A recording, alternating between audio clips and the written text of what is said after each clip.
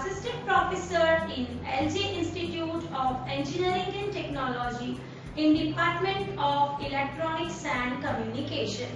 This video is about subject Analog and Digital Communication System. So in the last video, we learned about the method for generating the FM. That was the direct method.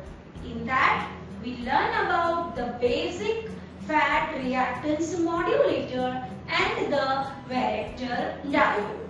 In the basic fat reactance modulator, by varying the L and C component, we are able to vary the frequency and we may generate the FM wave.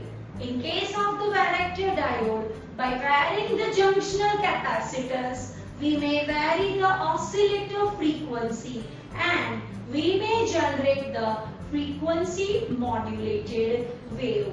So, what is the frequency modulation? It is a type of the analog angle modulation in which the instantaneous frequency FIT is linearly proportional to the instantaneous magnitude of message signal. So, the relationship between the FM and the PM is, the PM wave we can describe by writing the equation that is ST is equal to EC cos 2 pi FCT plus kP into XT, where kP is the phase sensitivity. By varying the amplitude of the modulating signal, we may vary the phase of the wave. Okay. Similarly, the FM wave, it is ST is equal to EC cos 2 pi FCT plus 2 pi KF integration 0 to t xt into dt. So, KF is the frequency sensitivity. By varying the amplitude of the modulating signal, we are able to vary the frequency of the wave. So, this way, this is the relation between the FM and the PM.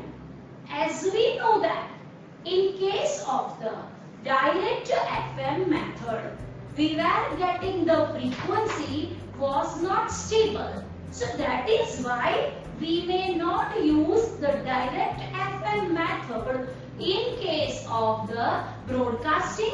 So, that is why our requirement to get the frequency stable, we may use the crystal oscillator for generating the constant as well as the stable frequency.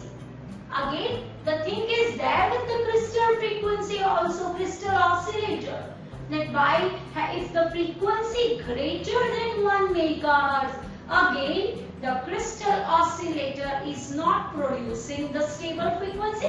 But right now we are not putting a stress onto that particular part and we are considering to select the crystal oscillator for generating the constant frequency. Okay, so the generation of the FPM using the FM. We have the modulating signal, that's XT.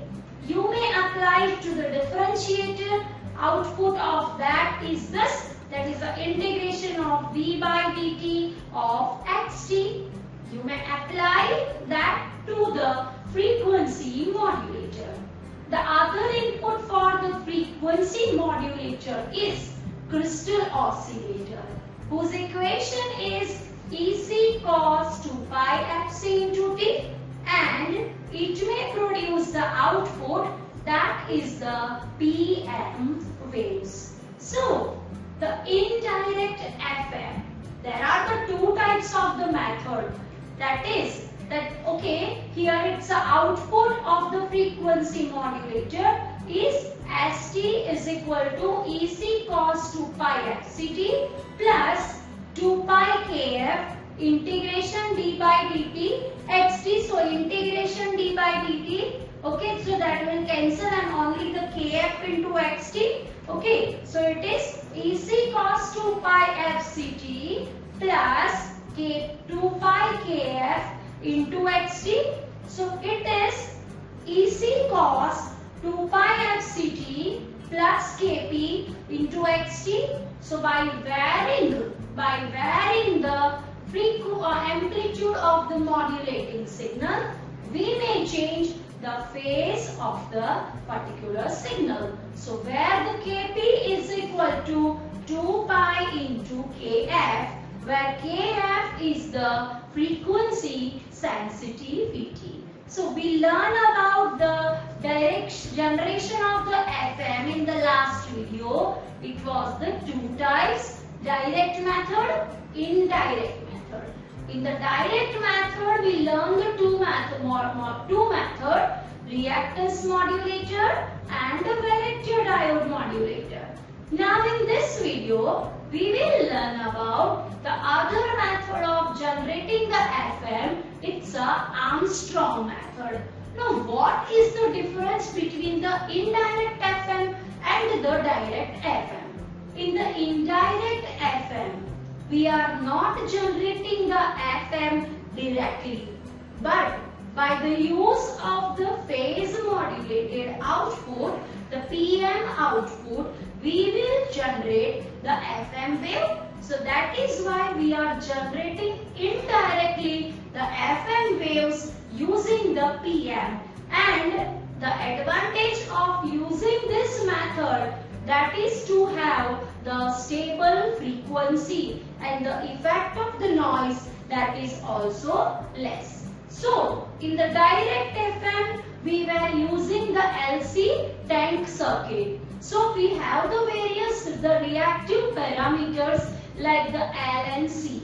So by the use of this reactive parameter, we may have the change in the frequency.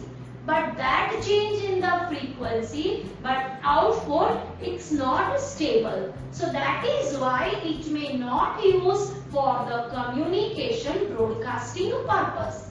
As we know that when we listen the Radio Mirchi output, that is at the 98.3. Now if the frequency is not stable, we may not listen the output, we may not get the output particularly at the 98.3. So frequency that can be varied, and according to that you need to tune. So that is why every time in the communication broadcasting, we need a constant frequency or the stable frequency. So that is why here we can see, you can see the diagram, that is for the phase modulator and the frequency modulator. Now here you can see that my empty modulating signal is applied to the phase modulator. The output of the phase modulator is AC cos omega ct plus kp into mt, where kp is phase sensitivity. And this is my frequency modulator. Input for the frequency modulator is empty, and the output of the frequency modulator is AC cos omega ct plus kf into mt into dt. Now we have wanted the stable frequency, so we have to use the indirect method for generating the FM. So I will use this particular block diagram, but I need to generate the FM wave. So I need to modify this equation, and I need to generate the FM wave which would be like this. So what we can do? So now the modification in this block diagram, so it is that now I will not apply empty signal directly to the PM, but now I want the integrated output. So now you can see over here there is an integrator and empty input is given to the integrator. So output of the integrator is integration of empty. So that integrated modulating signal is given to the phase modulator. So what is the output of the phase modulator now? It's a AC cos omega ct plus kp integration m of t. Now you can see that this output that is similar to this. So we can say that this is the block diagram for generating the FM wave using the phase modulator. So using the PM output, we are generating the FM, and that is known as the indirect method for generating the FM. So the method which is used for getting the stable frequency, it's a Armstrong method of FM generation. So it's the indirect method because the modulating signal directly varies the phase of the carrier and which indirectly changes the frequency. So you may also say that the modulating signal amplitude, while it changes, there is a change in the phase. So mt is proportional to the phi t.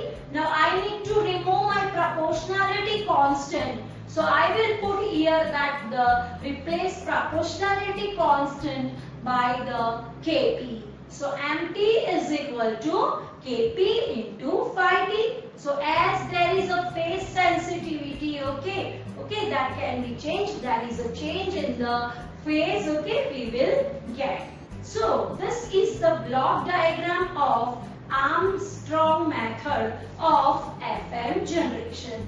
Now here the diagram which I discussed earlier about the indirect FM. So here you can see that we have the phase modulator. We have the one, you can see that the dotted part that is shown in the diagram, it's a phase modulator. And the phase modulator output is given to the multipliers and the amplifiers.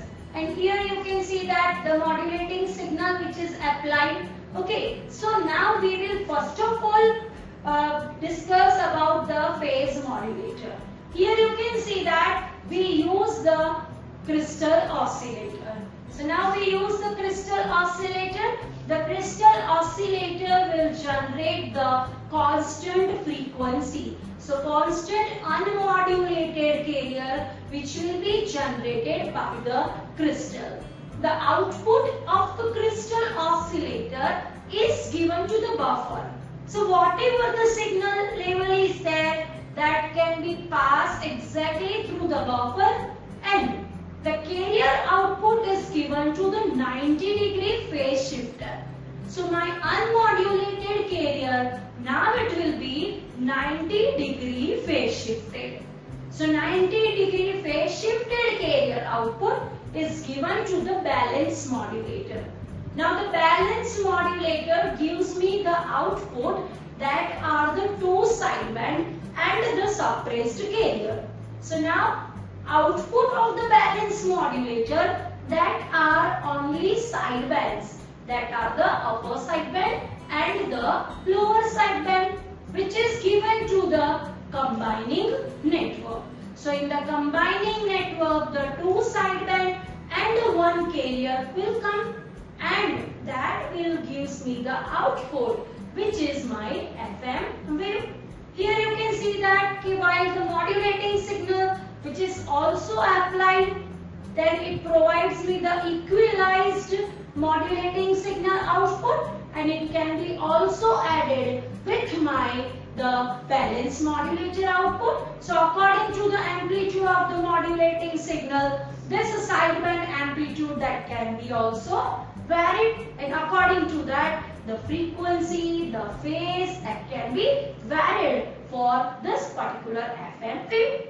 So now this FM wave, its output is the narrowband FM. Narrowband FM whose modulation index is less than 1 and which have the lower frequency.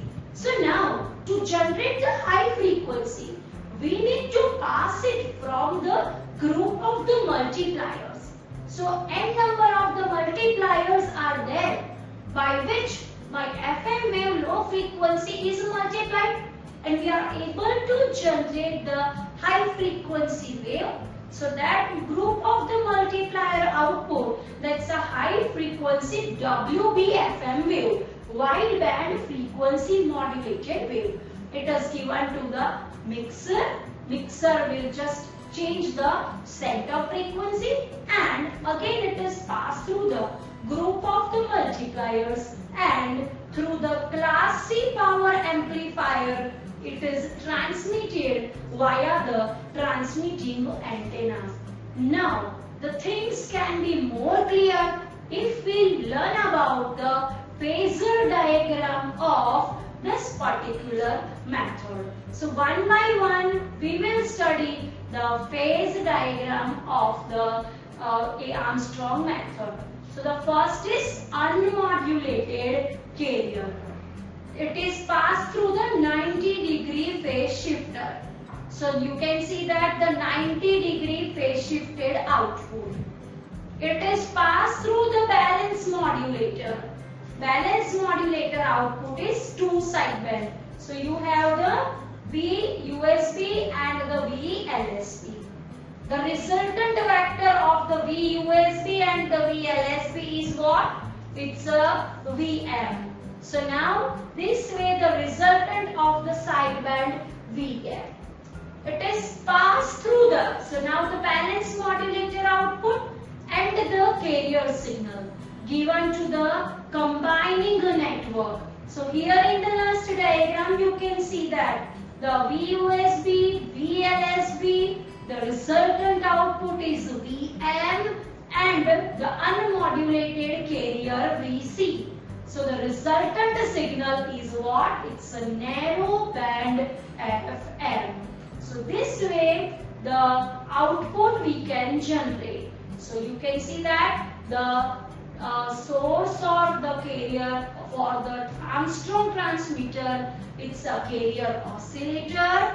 A relatively low frequency subcarrier is phase shifted by 90 degree and it is fed to the balance modulator and mixed with the modulating signal. DSB output, that is what? The two sideband suppressed carrier. So it is the unmodulated carrier. Then after it is 90 degree phase shifted carrier. Then it is the balance modulator output. The resultant sidebands you can see. Okay, that mixed with the unmodulated carrier, and you can see that the resultant at the output of the combining network, that is nothing but the narrow band FM wave. So it is seen that the output from the combining network is a signal whose phase is varied by FM and the magnitude is directly proportional to the magnitude of the VM. So the modulation index at the output of the combining network is inadequate to produce a WBFM and therefore must be multiplied and amplified before the transmitting, and we can generate the desired output using this. So narrowband FM with a small frequency deviation is transformed into the wideband FM with the large frequency deviation. So this way we are generating the stable frequency using the Armstrong method. And since the crystal oscillator that is used for generating the constant frequency, the stable frequency, and we may use it for the communication broadcasting purpose. So thank you very much everyone.